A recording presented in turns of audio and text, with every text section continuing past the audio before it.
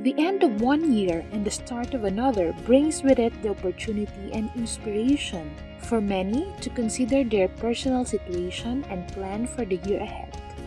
We all hope that we will end the new year better off in our personal lives than we started. By better off, we may mean financially, in terms of happiness and relationships, in our careers and lifestyles, in fact, in any aspect of our lives. If we start the year with a positive intent on improving our lives in some way, then there is a good chance we can succeed in so doing.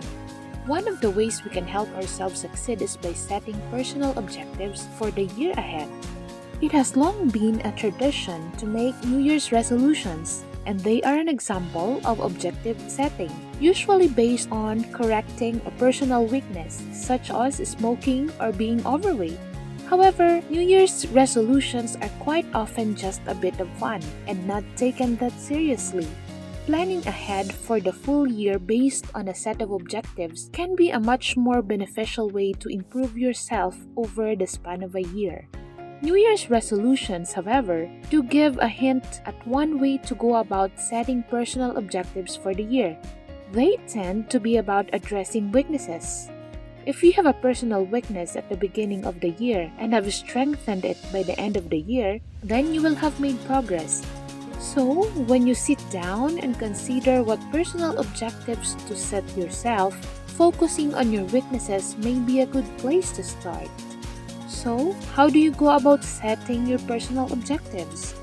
There is more than one way to set about formulating personal objectives, but I will concentrate on focusing on personal weakness.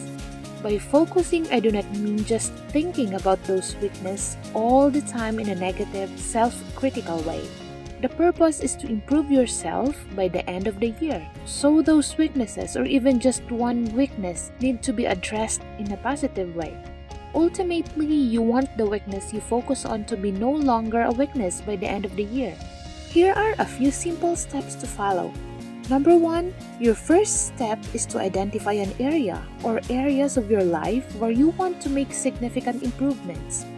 As an example, let us say you have your own business, which is quite new and you are still finding your feet. Number 2, once you have decided in what area of your life to concentrate on first, you should then think about it in a detached and realistic way.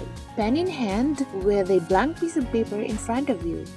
Go over in your mind your experiences since you started a business and pinpoint what weaknesses have been exposed since you started a business. Jot them down in a relaxed way. There is no hurry. When you are confident you have highlighted the most critical weakness and have missed none, move on to considering your list. Number 3, you should now go over your list of business-related weaknesses and prioritize them. If something really stands out as being critical, then that will be your starting point. At this stage, bear in mind that setting objectives is not about aiming for the impossible. That is self-destructive. If you have a long list of weaknesses and it looks daunting, then the prioritization is especially important. For this example, let us assume that your most critical weakness in your new business is finance and accounting. For many people who start a business, that is a reality. So that is quite a realistic example. Do not expect that you will remove all weaknesses by 100% in 1 year. You should be realistic and take a staged approach. Each year, you will build on your strengths and steadily eliminate your weaknesses. However, you cannot expect to do it all at once. Number 4, now think more about the finance side of the business and with a new sheet of paper, write down all the things that trouble you. Is it everything about finance and accounting? That would not be unusual either. You may not even be able to tell a debit from a credit, but that is not surprising. To a normal person, double entry bookkeeping is back to front. Number 5, assuming everything about finance and accounting is a mystery to you, set out a plan to remedy that situation. Any wise businessman needs to understand his business finances. He will be vulnerable if he does not. There are several ways to approach this weakness, but you will want to improve your accounting knowledge over the year. So, as an example, you could set yourself the following objectives for the year. Number 1, learn some basic bookkeeping. You can achieve this through a book on accounting for small businessmen or evening classes. If you have a local small business help bureau of any sort, they may be able to point you in the right direction. They may even have regular seminars.